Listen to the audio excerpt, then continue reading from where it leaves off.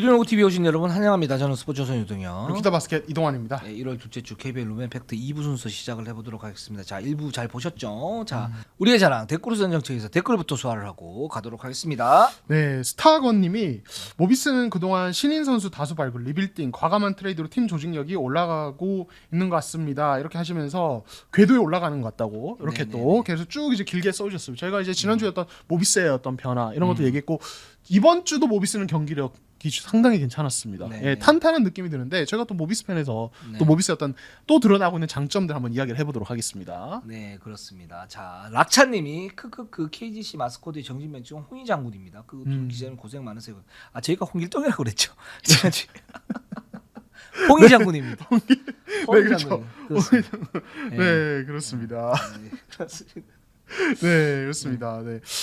그리고 이제 이몽수님이 10분 내내 우리 KGC만 비판하다 끝나네 하면서 서운한 감정을 토하셨는데 이게 저희가 일부에서도 저희가 이야기를 했지만 잘 나가는 팀은 사실은 저희가 이제 약점들을 많이 언급을 하고 사실은 또 이제 이런 부분에 포커스를 맞추고 있어요. 아니, 감정이입이 너무 많이 돼서 그런 걸 수도 있어요. 왜냐하면 보세요. 지금 KC 진짜 팬 여러분들이 경기 이렇게 보시면 최근에 어떤 느낌이 듭니까? 이겨서 좋은 느낌이 듭니까? 아, 좋죠. 근데 뭔가 찝찝하잖아요. 그렇죠. 네. 후반에 뭔가 불안하고 이 멤버로 지금 뭔가 이제 압도해도 모자랄 판에 뭐 이런 느낌이 들잖아요. 저도 이제 그런 느낌이 들거든요. 그렇죠. 근데 그게 이제 그럼 개선이 됐냐?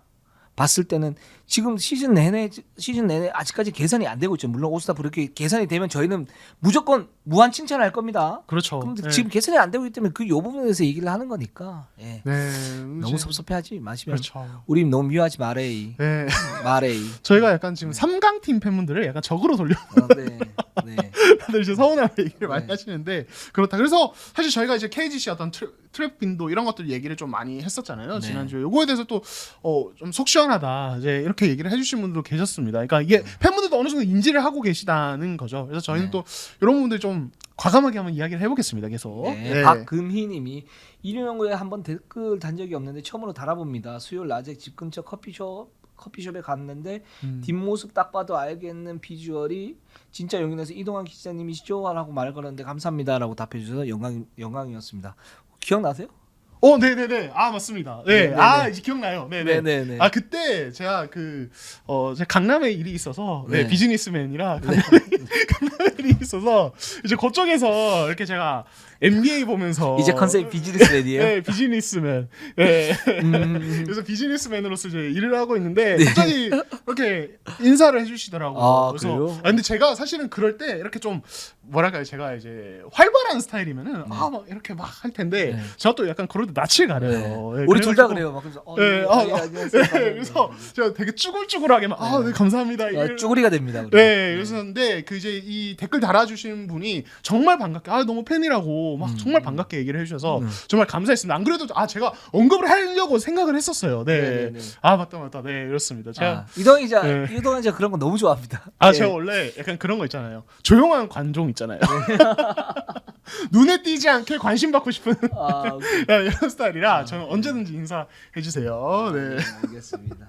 네. 자, 그러면 2부 순서 한번 가보도록 할게요. 자, 네. 2부.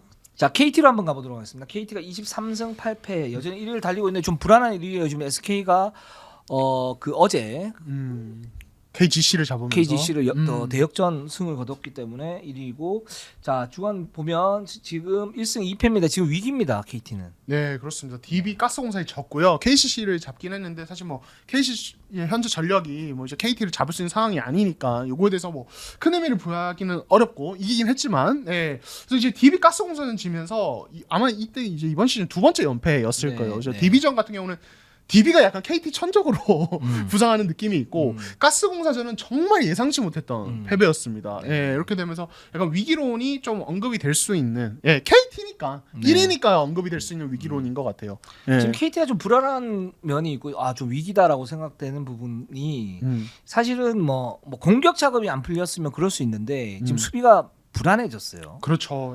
특히 이제 가스공사전에서 그러니까 정성호가 그 이제 목 부상을 당해서 이제 결장을 했고 사실 뭐 다행히 큰 부상은 아니라고 하는데 네. 빠지니까 갑자기 그 공백이 확 드러나더라고요. 사실 여기에 이날은 하윤기도 이제 몸이 조금 안 좋아서 같이 빠지니까 네. 수비 라인이 갑자기 확 무너지는 그렇게 되면서 이제 KT가 이날 좀 여러 가지로 어려움을 겪으면서 허운, 김영환, 김동욱, 양홍석 같이 쓰는 뭐 이제 이런 라인업을 쓰고 여기 라렌을 이렇게 붙이고 이렇게 했는데 굉장히 불안하더라고요. 네, 그러니까 그래서 KT가 빨리 이 이제 그런 어떤 수비적인 어떤 부분이 사실 이번 시즌 되게 좋았잖아요. 네. 근데 이게 몇몇 수비 핵심들이 한두 명씩 빠지니까 갑자기 확 무너지는 모습이 이게 사실 시즌을 치르다 보면은 이런 이제 결장 경기들 분명히 계속 생기거든요. 그래서 이거 약간은 이제 아마 KT 쪽에서도 약간은 걱정은 분명히 할 수 있는 부분이 아닐까 이런 생각이 좀 들었어요 보면서. 네. 뭐 정성호 선수는 이제 올스타 브레이크 이후에 돌아올 가능성이 높은데 뭐 이 선수 이제 돌아오게 되면 또 이제 좋은 시스템을 마련을 할 수 있겠죠. 근데 만약 정성호가 없어도 이게 진짜 강팀이면 예를 들어서 여기서 버티는 힘이 있어야 되는데 여기서 수비가 무너졌다. 이 부분은 좀 맞득치는 않아요. 그게 왜냐면 뭐 KT 팬 여러분들 잘 아시겠지만 지난 시즌 그리고 지지난 시즌에 이렇게 보면 KT가 강하긴 한데 수비에서 문제점을 드러내면서 최상위권은 못 올라가는 그런 모습들이 보였는데 이제 그런 부분들이 살짝 오버랩이 된단 말이죠. 맞아요. 네. 네. 정성호 빠졌다고. 네. 네. 그렇기 때문에 이 부분은 좀 뭐랄까 문제점이 좀 있다. 네, 라는 그렇죠. 생각이 듭니다. 네. 자, 그럼 정성호 공백이 어떤 형태로 좀 나타났나요? 그러니까 정성호가 이번 시즌에 정말 최고의 어떤 선수 중 한 명이었던 것은 일단 상대 에이스를 괴롭히는 역할, 상대 에이스급 가드를 일단 전담 마크를 하고요. 네. 그로 인해서 이제 허운의 어떤 수비 부담이 줄어들면서 허운이 이제 본인도 이제 수비에서 조금 더 에너지를 쓰면서 공수 밸런스를 조절할 수 있게 되죠. 네. 이게 사실 가장 크죠. 그리고 그렇죠. 이제 어쨌든 KBL은 지금 백코트 카드를 어떻게 잡고 가느냐가 되게 중요한 어떤 시대인데 정성호가 여기서 워낙 기여도가 높다 보니까 KT가 안 그래도 프론트 코트 다녔는데 탄탄한데 백코트에서 이런 현상이 있으니까 안정적으로 그냥 시스템을 가지고 갈 수 있는 거죠. 근데 정성호가 빠진 가스공사전 보면은 두경민, 김낙현에게 계속 두들겨 맞았습니다. 네. 예. 원래도 버거운 그런 뭐 백코트 듀오인데 여기 정성호가 빠지면서 완전히 기울어져 버렸죠. 그렇죠. 한국과 예. 그래서 이 경기 보면은 사실 진짜 예전 KT 오버랩 된다는 게 정말 딱 맞는 말씀인 게 양홍석이 아마 3쿼터 만에 트리플 더블 했을 거예요. 양홍석 컨디션이 엄청 좋았습니다. 이 경기. 그래서 그 약간 KT 예전에 그 시원시원하던 약간 공격농구 느낌이 나는데 근데 이제 그때 KT를 보면은 약간 실속은 약간 떨어지는 맞아요. 이런 느낌이 늘 있었단 말이에요. 그래서 네. 시원하게 이길 경기도 추격당하다가 결국 지거나 아니면 그냥 이제 겨우겨우 이기는 그러면서 불안불안하게 6강권 안에 그냥 들어가는 이런 느낌인데 KT 이날 경기력이 딱 그랬습니다. 그래서 정성호가 있었더라면 아마 이제 어떤 두경민, 김낙현에 대한 견제가 굉장히 좀 안정적으로 이루어졌을 것이고 이거 결국에는 이제 허운, 양홍석이 어떤 뭐랄까 그러니까 이들의 어떤 무리한 플레이라든지 아니면 이제 안정감을 좀 잡아주는 이런 역할이 아마 됐을 거예요. 그래서 이것들이 그래서 KT가 사실 이날 이제 만약에 정성호가 없었다면 박지원을 좀 활용해서 이 부분을 좀 메운다든지 이런 것들도 기대를 했을 법한데 그렇죠. 박지원은 또 안 쓰였어요. 맞아요. 예, 그래서 이런 부분들이 약간 의문을 좀 많이 자아내게 되는 그런 경기였던 것 같습니다. 네. 그렇습니다. 그래서 사실 KT가 지금 뭐 정성호 선수가 굉장히 잘하고 있지만 박지원 선수였던 성장도 좀 기대를 했었는데 지금 출전 시간이 지금 제대로 안 나오는 상태고 박지원도 나름 굉장히 좋은 카드이고 플레이오프에도 쓸 수 있는 그런 카드인데 이 부분이 좀 아쉽긴 하고요. 그리고 정성호가 안 나왔다면 좀 쓸만했던 그런 카드인데 그게 좀 안 됐다라는 그런 부분들이 있고 또 하나 문제는 뭐냐면 이 정성호 선수의 공백이 그럼 그렇게 컸었나? 그러니까 공수 밸런스에서 그러니까 이 선수가 없어도 KT가 어느 정도 뭔가를 이제 할 수 있는 그런 모습들이 보였어야 되는데 없어져 버리니까 허운, 양홍석이 불안했던 부분들이 그대로 드러나 버렸어요. 이게 팀 전체적인 또 구조 면에서 그렇죠. 드러나 버렸기 때문에 이 부분을 좀 어떻게 메울 것인가. 이 부분은 고민을 좀 해보셔야 될 것 같아요. 네, 할 그렇습니다. 것 같고 또 지금 또 하나의 또 문제가 지금 KT 라렌의 어떤 불안함이 계속적으로 좀 증폭이 되고 있는 느낌이에요. 그렇습니다. 예, 그러니까 사실은 한창 뭐 홈 연승 달리고 이럴 때도 이제 성훈철 감독이 사실 라렌의 어떤 에너지 레벨이 왔다 갔다 하는 점, 공수 양면에서 네네. 이 부분은 계속 지적을 하셨는데 네. 이게 이번에 연패 장가 타는 동안에도 또 이 문제가 또 반복이 됐어요. 특히 가스공사전 같은 경우는 가스공사 지금 상황이 어떻습니까? 지금 니콜스는 없어서 알렉산더 한 명으로 가고 있고 그렇죠. 알렉산더조차도 너무 많이 뛰다 보니까 무릎에 지금 이제 부상이 있는 무리찬 네, 선수죠. 정상이 아닌데 네. 밀려요. 네. 네. 그리고 4쿼터 때 좀 추격하는 어떤 되게 승부처에서도 되게 이제 기력 없는 플레이로 모멘텀을 넘겨주고 사고를 되게 많이 쳤단 말이에요. 사실은 가스공사는 패배 표현이 좀 그렇지만 원흉이었어요. 네. 예, 진짜로. 예, 그러니까 라렌만 좀 정상적으로 잘했어도 어쨌든 그래도 꾸역꾸역 잡았을 경기이기도 합니다. 이 그렇죠. 경기는. 예, 그러니까 그래서 손흥철 감독께서 이런 라렌에 대한 어떤 비판을 좀 나를 세우는 것은 충분히 또 이해가 되는데, 근데 또 저희가 사실 컵 대회 때부터 이 라렌과 KT의 합이 썩 좋지 않다는 얘기는 늘 해왔고. 그게 그냥 반복되고 있는데 이렇게 약간 그냥 그대로 두고서 어떤 선수의 어떤 멘탈적인 부분만 얘기하는 것이 과연 이것도 맞는 건가라는 생각도 좀 들기도 해요. 네. 그러니까 플랜 B가 사실은 살짝 좀 부족하긴 해요. KT가 그동안에 너무 좋았죠. 너무 좋았고 FA로 정성우, 김동국을 갖다 데리고 오면서 KT의 어떤 그 체질이 바뀌는 듯 했어요. 실제로 바뀌어 보였어요. 그러니까 네. 1등 1위를 했던 거죠. 바뀌어 보였는데 그 안에서는 뭐 예를 들어서 이제 핵심 선수가 빠졌을 때, 진짜 강팀은 핵심 선수가 빠졌을 때 플랜 B를 가동했을 때 어느 정도 버티는 모습들 이런 부분도 있어야 되고, 그 마이크 마이어스가 나쁜 외국 제2 옵션은 아니기 때문에 이런 부분에 대해서 활용이 좀 필요하지 않나라는 생각이 들고, 그렇게 되면은 이제 뭐 라렌이나 지금은 뭐 라렌이나 아니면 뭐 나머지 선수들도 그 수비에서 어떤 메커니즘을 좀 더 견고하게 가지고 가면서 안정적으로 갈 수가 있는데 지금 그런 부분이 없는 거죠. 그게 겹쳐져 있는 상태라고 좀 볼 수가 있을 것 같고, 라렌 같은 경우에 아까 뭐 잘 말씀하셨지만 그러니까 이 부분이 저는 좀 딜레마가 될 것 같고, 플레이오프에서도 좀 위험한 변수가 될 수도 있을 것 같다라는 생각이 듭니다. 그렇죠. 네, 기본적으로 이제 스피드가, 그러니까 그 트랜지션이 그렇게 좋지 않은, 코트 왕복 능력이 그렇게 좋지 않은 그런 선수인데, 이게 지금 보면 스텝업이 될 수 있을까라고 봤을 때는 스텝업이 되기는 좀 힘들다라는 게 이제 내부 평가고, 그럼 여기에서 뭔가를 가지고 가야 되는데, 만약에 매치업 상대가 좀 뭐 빠른 팀의 어떤 그 선수라든가, 그래서 4강에서 만나게 되면 KT가 이제 뭐 예를 들어서 1위를 갔을 때 직행을 하지 않습니까? 4강에 만나게 되면 이 부분에서 문제점이 생기면 이게 단기전에서는 정말 고치기 힘들거든요. 그렇죠. 예.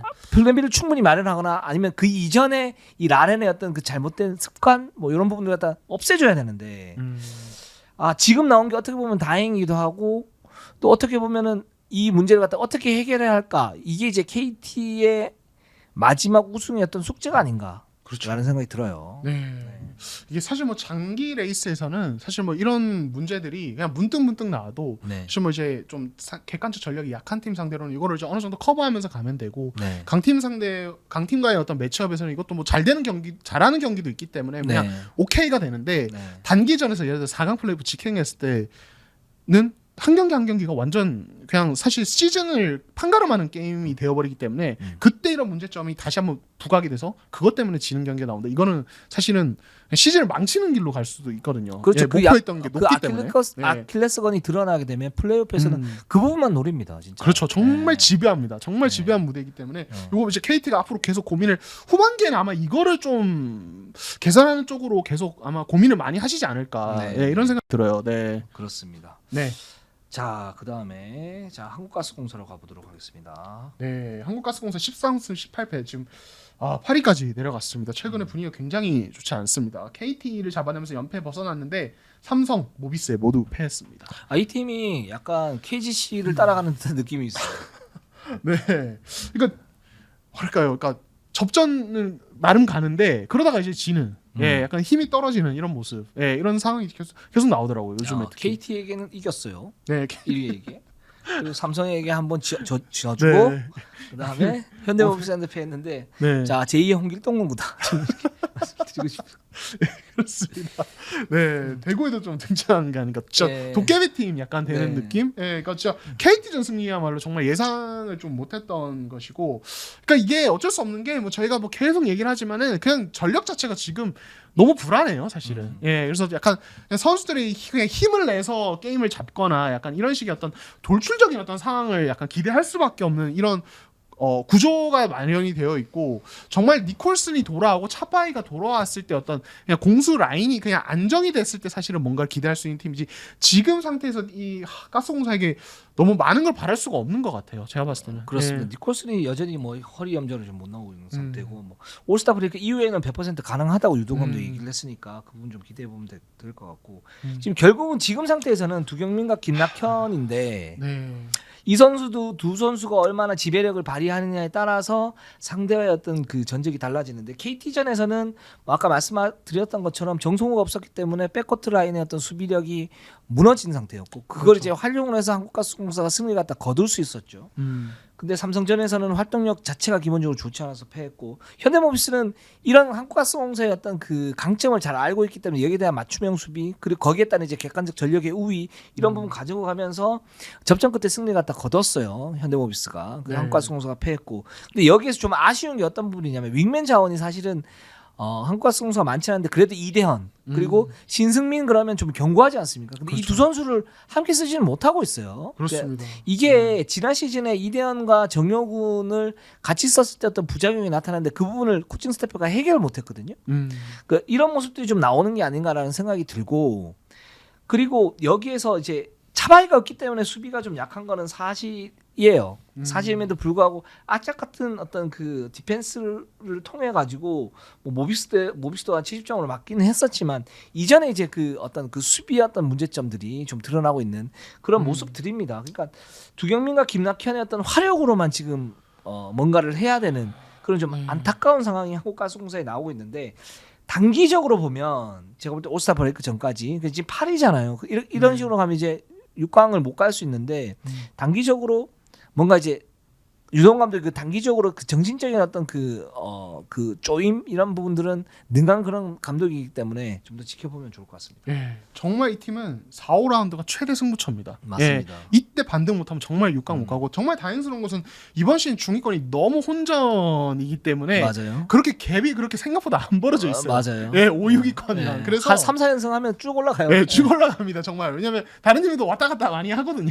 그래서 아직은 희망이 충분하고 관건은 후반기에는 이런 이제 전반기 부상 병등이 안 나와야 돼요. 그러니까 니콜슨이 돌아오고 차바이가 돌아오는 거 중요하지만 이들이 안정적으로 뛰면서 프런트 코트 라인이 정상적으로 형성이 돼야 됩니다. 아까 말씀하신 거기에 이대현, 신승민 동시기용 이슈라든지 신승민의 활용폭을 저는 좀 넓힐 필요가 있다고 저는 늘 생각을 하거든요. 요즘 들어서 경기를 볼 때마다. 왜냐하면 이대현이 부담이 너무 이제 인사이드 부담이 너무 가중되고 이러다 보니까 되게 소프트해졌어요 플레이가. 네, 그러다 보니까 프런트 코트에서 이제 가스공사가 이제 여러 가지로 악재가 겹친 상황에서 두경민, 김낙현만 계속 뭔가를 해야 되는 상황이 벌어지니까 결국에는 농구를 보면은 상대팀들도 그거를 알고 준비를 해오고 이러니까 밖에서 던지다 경기가 끝나버리는 거예요. 뭐 홍경기가 요즘 워낙 잘해주고 있지만 그래서 어쨌든 최강 백코트 듀오를 가지고 있지만 결국에는 프론트 코트가 안정을 찾아야 되고 이게 뭐 DB가 트리플 포스트 안정화를 노리는 것과 같은 어떤 이치죠. 좀 크게 보면은. 그래서 가스공사는 후반기에 여기 프론트 코트가 무조건 안정화돼야 된다. 안 그러면은 결국에는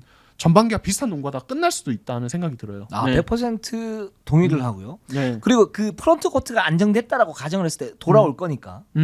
그랬을 때는 거기에서 이제 그 가스공사가 연승을 타고 올라가느냐, 그러니까 효율을 극대화할 수 있냐는 제가 볼 때는 김낙현의 딜레마를 극복을 하느냐 안 하느냐 이 부분이 또 중요할 것 같아요. 이게 좀 오래된 이슈인데 한국가스공사에서는 네. 그 일단 김낙현 선수 이렇게 보면 기복이 있습니다. 1월 1일 날 14득점을 했고 잘했죠. 그다음에 경기 백투백 게임에서 3득점을 했어요. 그리고 며칠 쉬고 5일 게임에서 22득점을 했고 하루 쉬고 8득점 그리고 하루 쉬고 10득점을 했는데 이게 김낙현 선수가 리그 정상급 슈터임에도 불구하고 이런 기복들이 있어요. 물론 이제 상대에 따라서 잡히는 그런 부분도 있지만 이 선수의 어떤 플레이 스타일 자체가 이런 기복을 갖다가 좀 만들어낸다라고 볼 수가 있는데 어떤 부분이냐면 이 선수는 기본적으로 그 슈팅의 타점을 갖다 높이기 위해서 완벽한 풀업 점퍼를 뜨죠. 그렇죠. 네. 네. 근데 이게 정말 이 선수의 어떤 체력적인 어떤 부담감이 없을 때는 너무너무 위협적인 그런 부분이지만 기본적으로 뭐 NBA에서도 정상급 스타들, 그러니까 뭐 예를 들어서 르브론 제임스라 그러면 기본적으로 몸빵으로 들어가는 점수들이 있잖아요. 그렇죠. 그죠? 이제 그런 점수들을 좀 깔아놓은 상태에서 이 선수가 스탯을 쌓았을 때 이제 슈퍼스타를 발돋움하는 거 아닙니까? 근데 김낙현 선수가 그런 부분이 좀 약한 것 같아요. 그러니까 일단 기본적으로 키가 1m 84면 그렇게 큰 편은 아니고 거기에서 이런 신체 조건의 어떤 불리함을 만회하기 위해서 이런 스타일로 가는데 플롭 점프를 던지면서 체력 소모가 굉장히 큰 스타일로 가는데 그러면서 이제 유도훈 감독이 뭐라고 얘기를 하냐면 몸무게를 좀 줄이고 스피드를 늘리고 파워를 조금 줄이면 그럼 파워는 좀 줄겠죠. 이렇게 되면 조금 더 지속성이 좀 강해지지 않을까라고 권유를 했는데 김낙현 선수 일단은 거기에 대해서 보류를 하고 있는 그런 상태예요. 그 자신의 어떤 적정 몸무게는 내가 제일 잘한다. 그러면서 그 저스트 몸무게를 잡고 가는데 근데 결과적으로는 지금 기복이 계속 이렇게 있는 상태이고 체력적인 어떤 부담감이 가중되는 상태. 그렇게 되면 부상의 어떤 위험도도 높아지니까 그쵸. 이 부분을 뭐랄까 조금 이제 변화시키는 게 어떻게 될 것인가. 이 부분도 지금 김낙현 선수의 어떤 그 딜레마를 해소할 수 있냐 아니냐. 또 그러면서 이제 이 기복이 만약에 줄어들게 되면 한국가스공사의 어떤 경기력의 어떤 기복도 좀 줄어들지 않겠습니까? 그렇죠.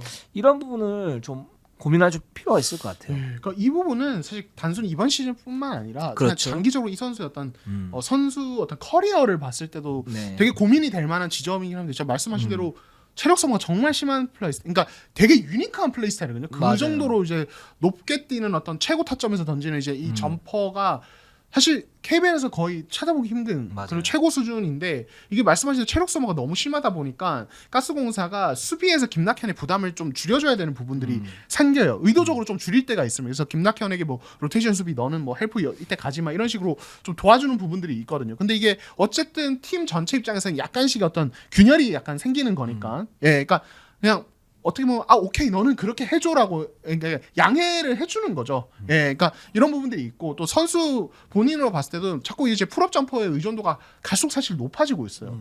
그렇다 보니까 뭐 이제 르브론 말씀하셨지만 그런 몸빵, 예, 그러니까 그 결국에 다르게 말을 하면 리버텍 득점이거든요. 이지 득점. 근데 이것들이 사실은 많이 적어요. 특히 이번 시즌 더 적어요. 예, 이렇다 보니까 이 부분에서 어떤 김낙현이 견고하게 앞으로 커리어를 계속 이어가려면 약간의 변화는 좀 필요해 보이긴 합니다. 예, 이게 뭐 미드레인지였던 어떤 그런 빈도를 높인다든지 이런 것들 3점 대신에 미드레인지를 많이 던진다 이런 것도 필요한데 거기에 대해서는 이제 말씀하신 대로 어떤 몸무게 체중 변화라든지 이런 것들이 필요하고 실제로 이번 시즌 김낙현 보면은 부상 때문에 아찔한 순간들이 계속 나와요. 맞아요. 거의 한 두세 경기 한 번씩은 발목이나 이런 쪽을 접질려서 어떡하지 약간 이런 이제 상황들이 있거든요. 그러니까 이것도 어떻게 보면 체중과도 조금 약간 연관이 있을 수 있는 거죠. 네, 고민해볼 이슈인 것 같아요. 네, 좋습니다. 그렇습니다. 자 KCC로 한번 가보도록 하겠습니다. 네, KCC 10승 20패 현재 9위고요.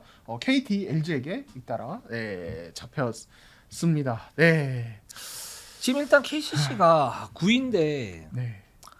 뭐 어떻게 보면 솔직히 KCC 팬들한테 죄송하지만 어느 정도 예견된 결과일 수도 있겠다라는 생각이 들어요. 저희가 뭐 시즌 전 예상에서는 사실 KCC를 굉장히 높게 봤었죠. 근데 송교창이 있을 때였었고 그래도 작년에 굉장히 돌풍을 일으켰던 팀이기 때문에 이 부분이 가지고 가게 되면 견고해지지 않을까라고 얘기하면서 6강 안으로 들었었는데 지금 이제 송교창 선수가 빠진 상태에서 이 팀의 허점들이 너무 많이 드러나고 있는데 일단 첫 번째는 외국인 선수를 지난 시즌에는 타일러 데이비스와 라거나를 뛰게 만들면서 20분 20분 경쟁을 시켰잖아요. 그렇죠. 저는 이게 가장 좀 이상적이었던 것 같은데 올 시즌에는 라거나 선수를 1옵션으로 완전히 놓고 그다음에 라타비우스 윌리엄스를 2옵션으로 넣는데 라타비우스 윌리엄스가 부진에 빠지면서 라거나 선수의 어떤 체력적인 조절을 위해서 출전 시간을 조절해 줄 수 있는 그런 여유가 안 생겼어요. 그렇죠.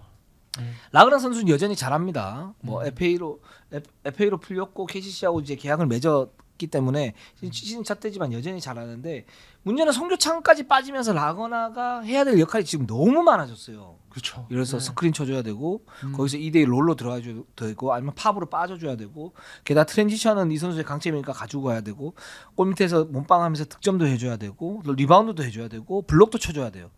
너무너무 많아요. 네. 그렇다 보니까 자연스럽게 이 선수가 출전 시간이 길어지면 길어질수록 수비에 대한 효율은 좀 떨어지고 공격에서 어떤 집중을 하는 그런 경향들이 있는 것 같아요. 그러니까 이게 어쩔 수 없는 부분인 것 같아요. 처음에는 라그나 선수가 그렇게 뛰는 것 좀 아닌 것 같은데라고 봤는데 지금 라그나 선수 거기에 대해서 비판하기는 너무 가혹해요.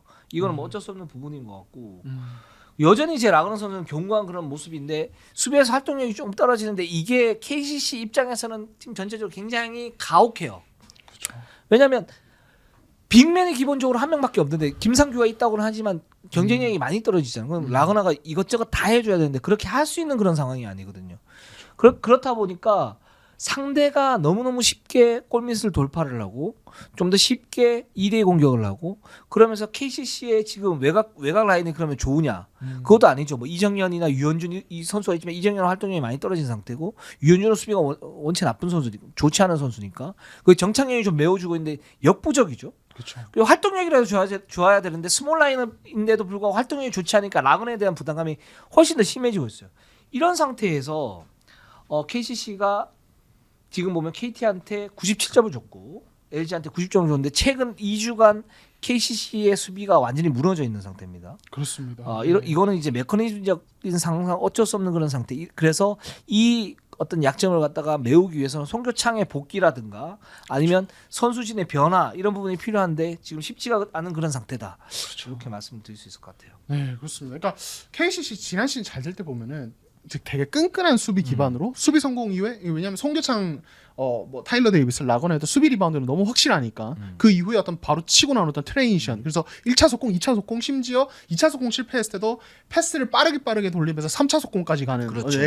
굉장히 끈질긴 어떤 트레이션 공격이 정말 무서웠는데 이번 시즌은 수비가 아예 흔들리다 보니까 그러니까 사실 많은 팀들이 요즘에는 또 SK가 되게 대표적인데 실점을 해도 베이스라인에서 빨리 인바운드 패스해서 빨리 트레이션 가라는 얘기를 많이 하는데 네. 사실 이게 이제 되게 좋은 거지만 이렇게 하는 트레이션은 어쨌든 한계는 있어요. 실점하고 나서 하는 트레이지션은 이거는 뭐 아무리 많이 해도 어느 정도 선 이상은 많이 그러니까 그 트레이션이 되게 어렵거든요. 근데 결국에는 수비 성공이 기반이 된 혹은 턴오버 유발이 기반이 된 트레이션이 나와야 KCC도 좀 공격적인 면에서 오디오 게임만 하는 게 아니라 어떤 이제 이지 득점들이 많이 생산이 될 수 있는데 이게 안 되죠 지금은 수비가 그냥 90점씩 주니까 사실은 그렇기 때문에 상대 야투를 허용하는 이런 수비 붕괴로 인해서 야투형이 많아질수록 트레이션 자체도 지금 그냥 쫙 죽는다. 그래서 스몰 라인업의 강점도 사라지고 그래서 여러 가지 약간 사면초가 상황이 아닌가 그런 생각이 듭니다. 네. 지금 보면 KCC가 지금 베스트 5가 라거나 김상규, 유현준, 이정현,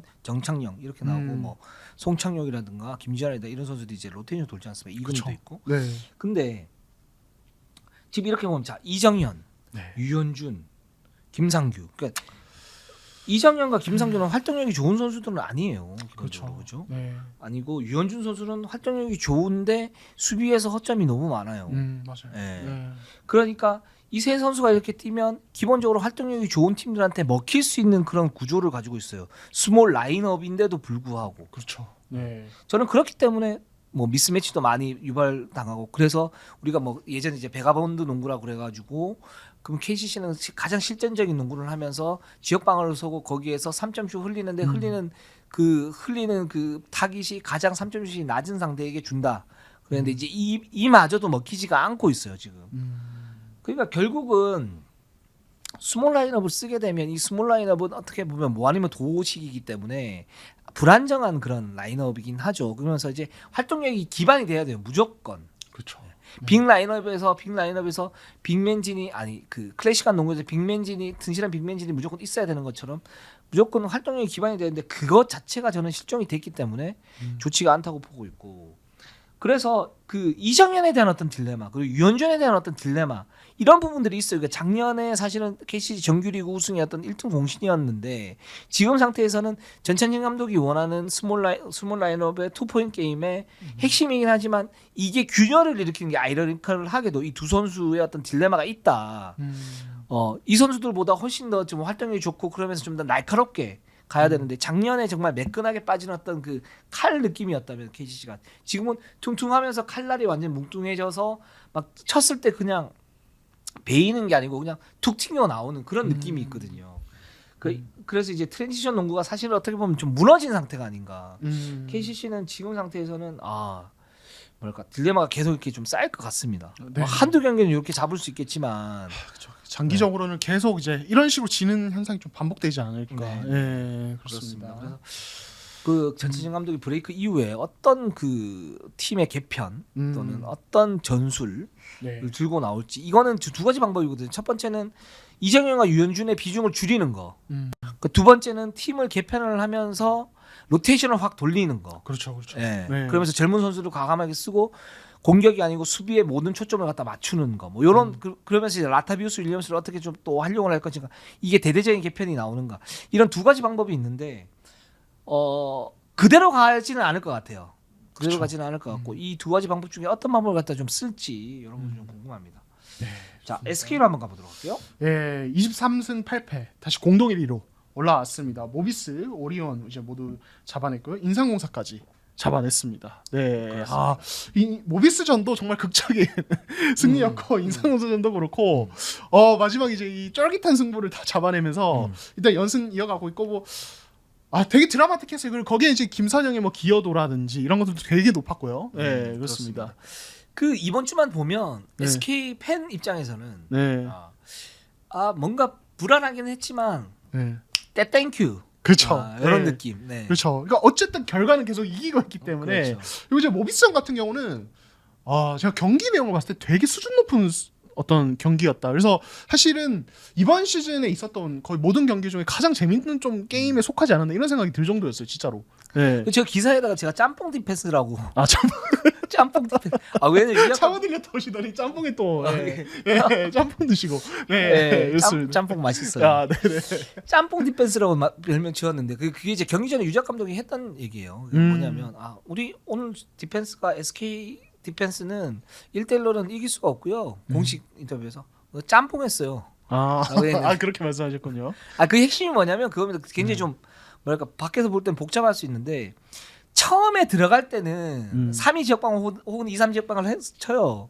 그리고 SK가 리머택을 했을 때는 그 대인방으로 바뀌는 그런 형태입니다. 네. 그런 형태고 그 짬뽕 디펜스를 했었었고 그 하면서 사실 SK가 좀 말렸죠. 살짝 말렸고 전희철 감독이 경기가 끝난 다음에도 뭔가 모르게 공격이 94점 넣었으면 잘 된 것 같은데 공격의 흐름이 자연스럽지 않았다. 이렇게 얘기를 했는데 그 핵심 파악이 맞는 것 같고요. 근데 이제 그 유작 감독은 이 짬뽕 디펜스를 계속 쓰겠다. 앞으로도 그리고 지금 SK전에서 나쁘지 않았고 처음 썼던 거기 때문에 어떤 완성도 면에서 좀 부족했던 부분이지 이거 하면은 말리기 할 자신이 있다라는 어떤 그런 뉘앙스를 저는 받았어요. 받았고 그래서 SK가 모비스한테 94대 94로 결국은 승리가 거뒀는데 그날 이제 김서영 선수가 정말 엄청난 하드 캐리를 했죠.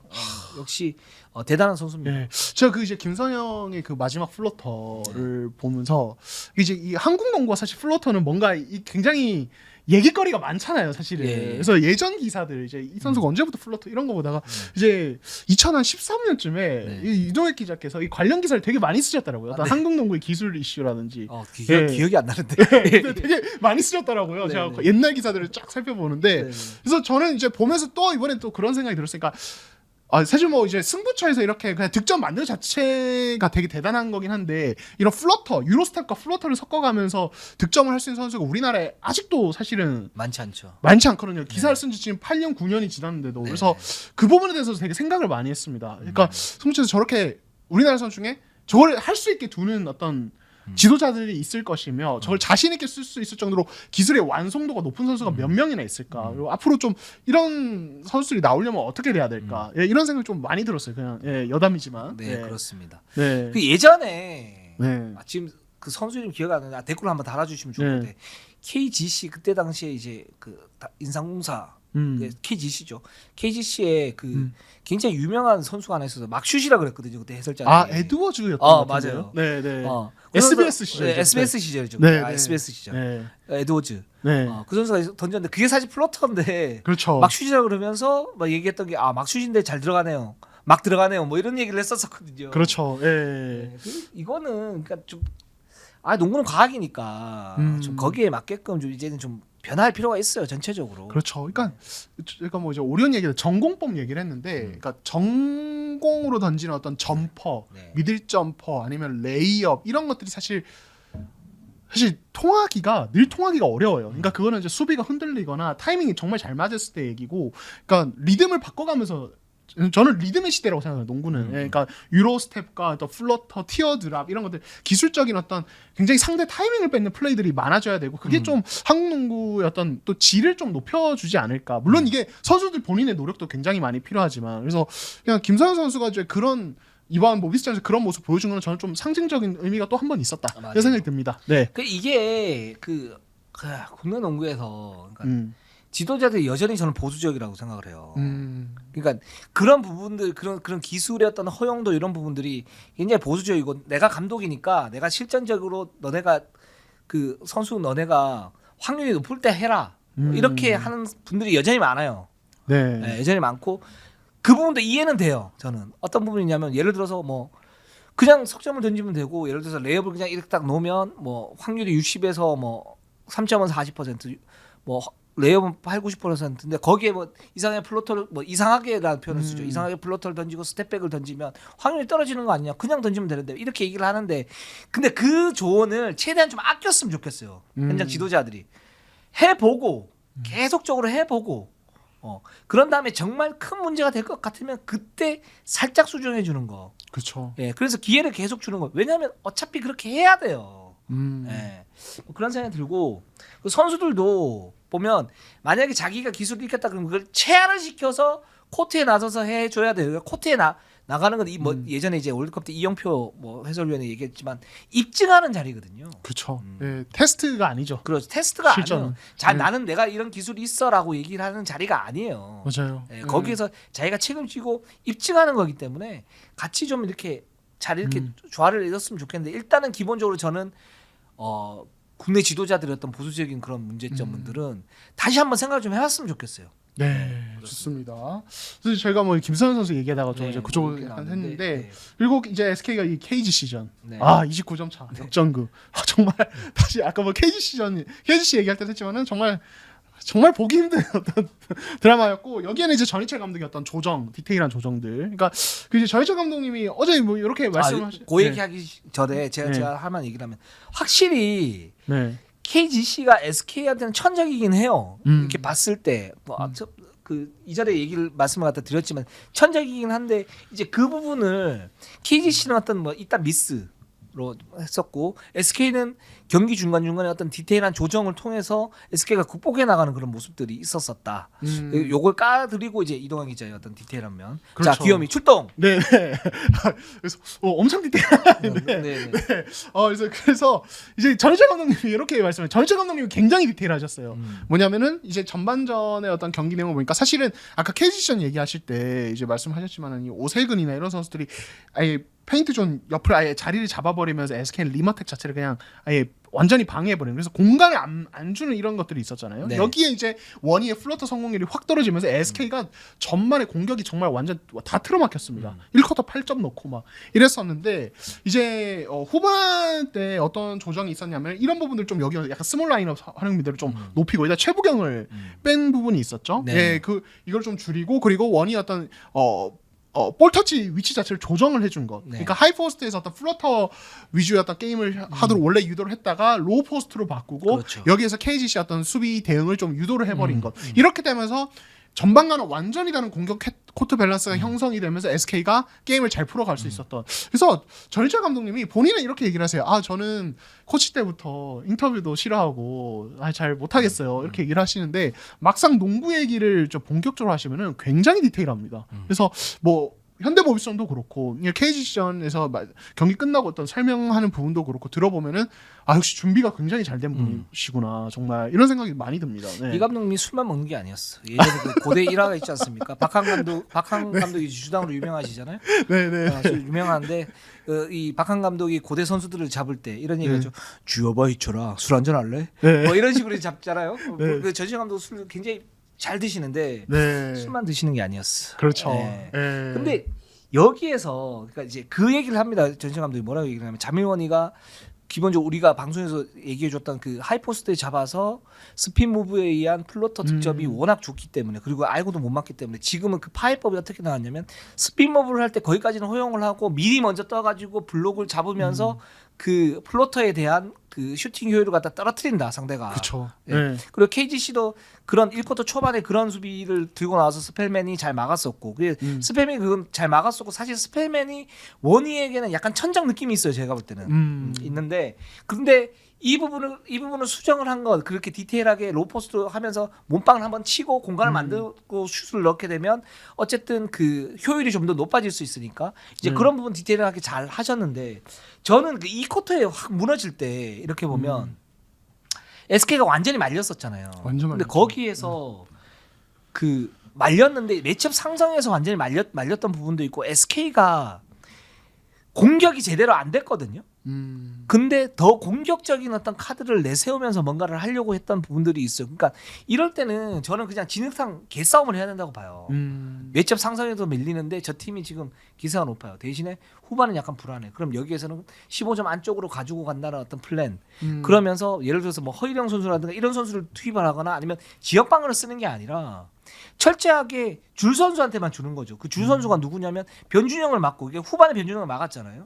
변준영을 막고 줄 선수 누구냐 스펠맨. 네. 왜냐면 그쪽이 제가 볼 때는 아직 KGC가 스펠맨에 대한 공격 작업에 밑작업이 안 돼 있기 때문에 이 선수가 외곽에서 어떤 던지거나 그렇게 되면 전성현이나 문성곤이나 오세근 이 선수들은 지금은 롤맨이에요. 어떻게 보면 SK하고 할 때는 전성현은 완전히 롤맨이고 문성곤도 캐치앤 슈터잖아요. 그렇죠. 지금 상태 공격에서는 오세곤도 받아먹는 득점이고 그랬을 때는 그냥 스펠맨한테 주는 거예요.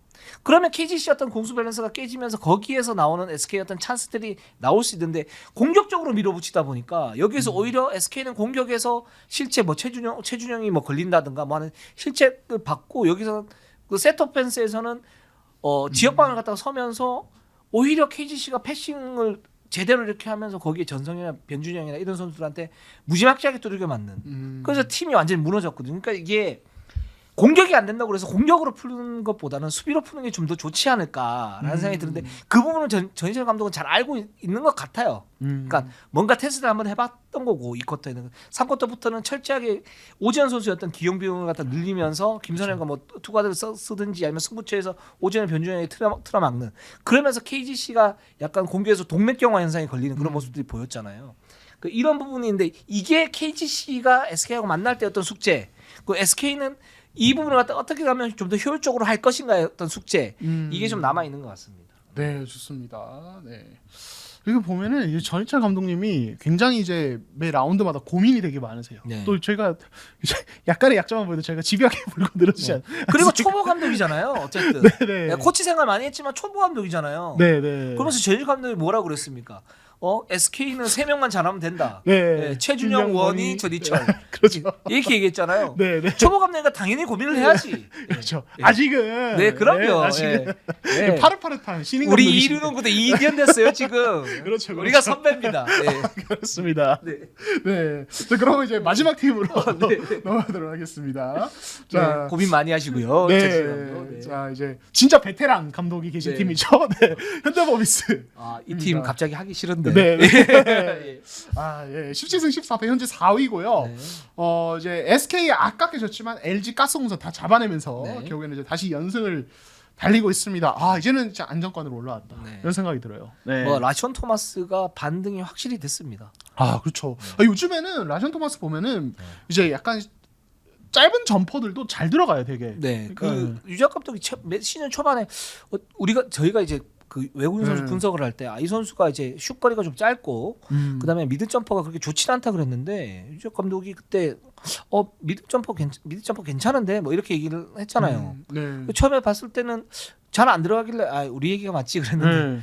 요즘 잘 들어가네요. 네, 그러니까요. 그러니까 이게 참 외국 선수 이번 시즌 마레이도 그렇고 네. 토마스도 그렇고 좀 길게 봐야 되는 것 같아요. 우리 너무 미워하지 마래. 마레이. 예. 네, 그렇습니다. 그래서 토마스가 이제 되게 기여도를 높이는 부분 여러 가지 지점이 있는데 역시 가장 큰 장점은 활동력이지 않습니까? 네. 그리고 이제 현대모비스가 사실은 최근에 이제 시즌 중반부터 특히 잘 나가는 이유는 이제 이런 트레이션, 세컨 찬스 득점 이런 것들이 굉장히 많이 나오면서 맞아요. 이제 그 이지 득점들이 되게 많이 나와요. 그러면서 이제 아예 모멘텀을 잡고 가는 이런 순간들이 되게 많은데 여기에도 이제 토마스의 기동력 이런 것들 에너지 레벨 이게 높고 사실은 이제 그 최근에 그 현대모비스 어떤 트레이션 상황을 보면은 토마스가 리바운드 잡고 그냥 하프라인 볼로 보는 상황 맞아요. 적지 않거든요. 네. 네.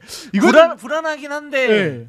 또 공격 루트가 되고 있어요. 그렇죠. 네. 속도가 엄청 빨라지면서 네, 네. 토마스가 자꾸 쭉 몰고 가고 이우석이나 이런 선수 옆에서 달려가서 받아먹으니까 그렇죠. 와 이게 다른 팀들이 막지를 못하더라고요. 맞아요. 근데 저는 하도 너무 많이 그러길래 감독님께 제가 한번 여쭤봤었거든요. 감독님 토마스가 그렇게 볼을 몰고 가는데 이거 뭐 어떤 건가요? 그랬는데 불안해 죽겠다고 저는 뭔가 의도된 건 줄 알았는데 불안해 죽겠다고 운이 좋았다고 이렇게 얘기를 그렇죠. 하시더라고요. 그러니까 이게 약간의 어떻게 보면 토마스 본인이 리바운드 잡고 조금 약간 개인적인 어떤 욕심이나 이제 의욕이 넘쳐서 좀 이제 나오는 플레이인데 이게 약간 묘하게 팀에 도움이 되는 예, 잘 되는 팀이 이렇게 해도 되는구나. 2년 전인가 3년 전인가 제가 그 현대모비스 전주훈련 갔을 때 한 네. 3, 4년 됐네요. 그때 쇼터 선수 있을 때 그 양동근 이세상 가지고 쇼터 그때 라그나 선수가 있었나? 네, 라거나 네, 있었죠. 그러면서 이제 쇼터 있을 때. 우승했을 네. 때 그해 년도였는데 그때 이제 쇼터 선수가 워낙 다재다능하잖아요. 그리고 이제 가드로서 굉장히 좋고. 그렇죠. 근데 이제 그때 당시에 뭐 양동근 선수가 뭐 주전 포인트 가드였고 이대용 선수도 있으니까. 근데 쇼터가 일본 전지훈련에서 그때 가시와와 게임이었나 그랬었는데 그 자기가 볼을 들고 이제 넘어가서 거기서 처리를 하든지 아니면 그 볼 들고 이제 넘어가는 그런 게 많았었어요. 그 바로 이제 지적을 하면서 뭐라고 그러냐면 주고 넘어가라. 그게 훨씬 더 효율적이다. 뭐 이렇게 얘기를 했었고 사실은 그게 또 그런 식으로 이제 깎으면서 정규리그 때는 데뷔를 했었는데 지금 라시온 토마스가 이렇게 돌출 행동하는 것 자체는 유 감독은 굉장히 마음에 안 들 거예요. 이 부분은. 스타일이 아니죠. 네, 자기 스타일이 네, 아니 네, 자기 네. 스타일이 아니니까 굉장히 마음에 안 들고. 근데 이게 라시온 토마스는 어쩔 수 없는 것 같아요. 그러니까 기본적으로 본능에 의한 어떤 그 진격 아닙니까? 네, 그렇죠. 물론 이제 살짝 깎으면 저는 더 좋을 것 같긴 해요. 그러니까 주고 가는 이제 기본행고를 하면 훨씬 더 좋을 것 같긴 하지만 리바운드 잡는 순간 아무 생각이 없어지죠. 그래서 나는 앞으로 가야 돼. 림만 보고 달리는 거죠. 자, 이동환 기자가 치킨이 왔어요. 그러면 나를 기다려야 된다. 아, 유동혁 선배가 기다려야 된다. 유동혁 선배를 기다려야 해. 그리고 같이 먹어야 돼. 이런 생각이 없어지죠. 무조건 네. 들어가죠. 이거하고 똑같은 네. 거예요. 정말 적절한 비유시네요. 네, 네, 네. 이제 이해가 되나요? 네, 네. 네, 감독님 토마스 내버려 두세요. 네. 오죽하면 그러겠습니까? 근데 이게 살짝 깎아야 되는데 뭐 지금 상태로도 네. 그 이점이 있죠. 네, 그렇습니다. 사실은 이 토마스의 이런 모습이 사실 이제 저희가 뭐 직접적인 비교를 자꾸 하는 건 조금 무리일 수도 있지만 NBA에서는 되게 트렌드죠. 그렇죠. 예, 그러니까 포워드들, 장신 포워드들이 혹은 빅맨들을 리바운드 잡고 바로바로 이제 볼 핸들링하면서 그냥 볼은반을 해버리는 네, 거. 네. 그리고 오히려 가드들이 그 볼을 받으러 가기보다는 빨리 프론트 코트로 넘어가서 어떤 트레인전 3전개를 노린다든지 어떤 그다음 오히려 그 빅맨들의 볼을 운반해온 빅맨들에게 핸드오프로 그냥 패스 받으면서 빠른 2대2 전개한다든지 이런 식의 어떤 트렌드가 사실은 한 5, 6년 전부터 만들어지고 있었고 최근에 많은 팀들이 그걸 써요. 그렇죠. 예. 그 사실은 클래식한 농구에서는 일단 속공의 기본은 수비 리바운드고 거기에 따른 빅맨의 아웃렛 패스, 첫 번째 아웃렛 패스가 어떻게 가느냐에 따라 속공의 어떤 그 속도가 뭐 좌우가 된다 그랬는데 아웃렛 패스 자체를 생략시켜 버린 거죠. 그렇죠. 네. 예, 그렇다 보니까 템포가 되게 빠르고 물론 모든 빅맨이 그건 할 수는 없습니다. 왜냐하면 그렇죠. 볼 핸들링이 돼야 되고 네. 그리고 이런 형태의 어떤 강점이 또 뭐냐면, 그러니까 중앙 공간을 그 볼 운반을 하는 빅맨이 가지고 간단 말이에요. 트레이션 상황에서. 그러면은 굳이 그러니까 내가 가드한테 한 번 더 볼을 넘기는 거기 프론트 코트에서 볼을 넘기지 않고 네. 약간 오픈 코트 상황이 되면 그냥 리머택을 해버릴 수 있는 강점이 그렇죠. 있거든요, 사실은. 근데 이제 그러니까 모든 선수가 그렇게 할 수는 없어요. 그러니까 네. 기술적인 부분이 어느 정도 받쳐줘야 되는 거고 사실 이제 국내 빅맨들 중에 이게 되는 선수가 있냐? 국내 빅맨 그리고 외국 선수 빅맨 중에서도 이게 되는 선수가 사실 그렇게 많지는 않아요. 맞아요. 근데 토마스는 어쨌든 볼 핸들링 부분은 좀 봐야겠지만은 이 선수 스피드가 되니까 이게 한 번씩 그런 기회들이 나거든요. 그리고 이우석이 되게 옆에서 너무 위협적으로 받아먹으니까 이게 오히려 플러스 마진이 약간 나는 느낌이 맞아요. 있어요. 속도가 엄청 높아지니까. 물론 이제 그 좀 위험하다라는 게 뭐냐면 음. 이게 긁는 게 많으니까 게다가 이제 그 토마스가 라시온 토마스 같은 경우 이제 드리블링이 살짝 높아요. 높기 맞아요. 때문에 좀 불안하기 네. 때문에 스틸 당할 위험이 있고 그렇기 때문에 역공 맞을 가능성이 있기는 하지만 그래도 그 하프라인만 딱 넘어가면 완벽하게 뭔가가 열리는 느낌. 그렇죠, 네. 그렇죠. 예, 그러니까 아직도 현대모비스는 저희가 뭐 이제 정말 잘 만들었다 이렇게 얘기를 하지만은 여전히 5대5는 아직 뭔가 이 팀이 엄청 단단하고 강하다 이런 느낌을 주지는 못하거든요. 그렇죠. 어쨌든 트레이션과 세컨 찬스 포인트가 기반이 되어야 공격이 어느 정도 풀리는 팀이기 때문에 이런 어떤 토마스의 약간의 이제 본능에 의한 볼 물고 넘어오기가 어떻게 보면 팀에 좀 플러스가 될 수도 있고 감독님이 어쩔 수 없지만 약간 내버려 두는 게 괜찮을 수도 있겠다는 생각도 저는 한 번씩 들어요 그게 보면서. 살짝만 가다듬으면 좋을 것 같아요. 그러니까 네. 볼 들고 갈 땐 가라. 대신에 네.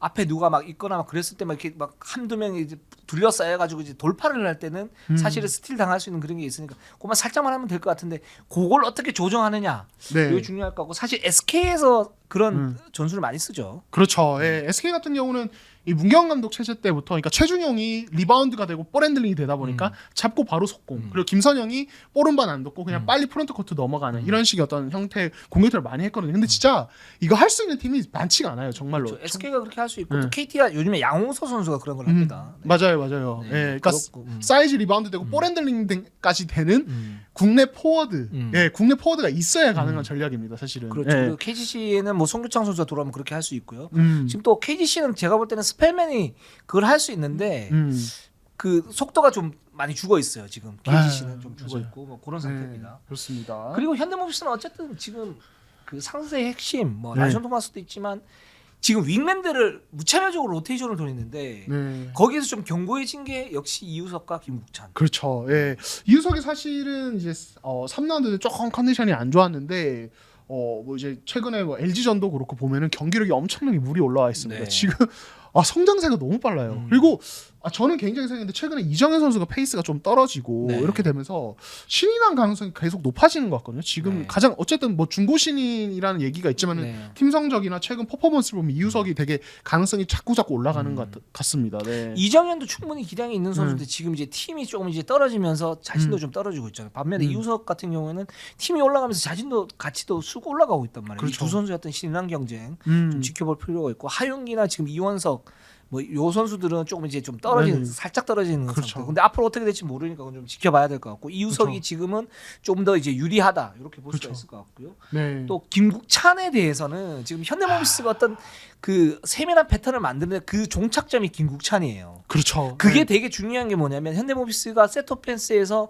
결정 지어줄 선수가 없었던 아킬레스 건이 있었거든요. 그게 함준이었는데 그렇게 되면 함준이 어떤 의존도가 높아지고 맞아요. 상대가 거기에 대해서 집중 견제를 하면 나머지 선수가 뭔가를 해야 되는데 그게 이현민도 애매하고 서명준도 애매하고 라시온 토마스도 애매하고 뭐 이우석도 애매하고 다 애매했단 말이죠. 그렇죠. 근데 김국찬이라는 그 샤프 슈터, 샤프 슈터 진짜 예. 진부한 표현이네요. 예.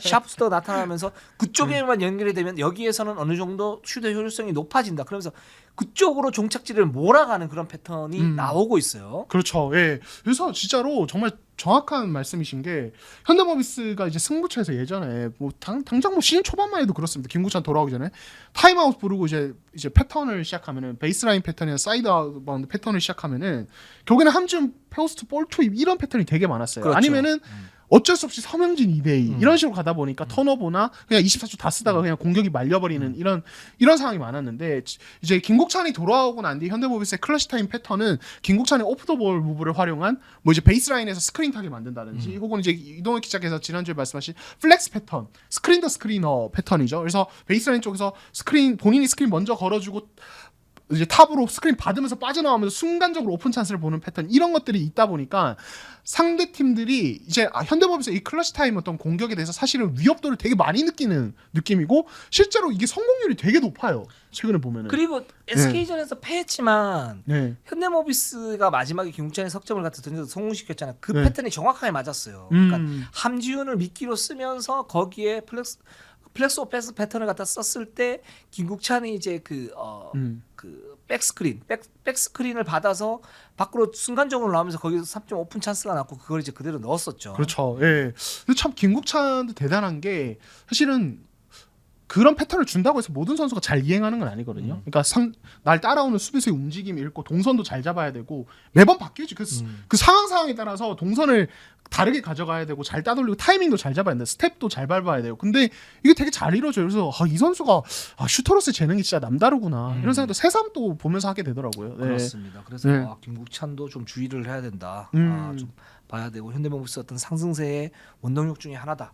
네. 이렇게 말씀을 드리면서 오늘 방송은 여기까지 하도록 하겠습니다. 우리는 항상 최선을 다하겠습니다. 자, 네이버 유튜브 구독, 좋아요, 알람. 감사합니다.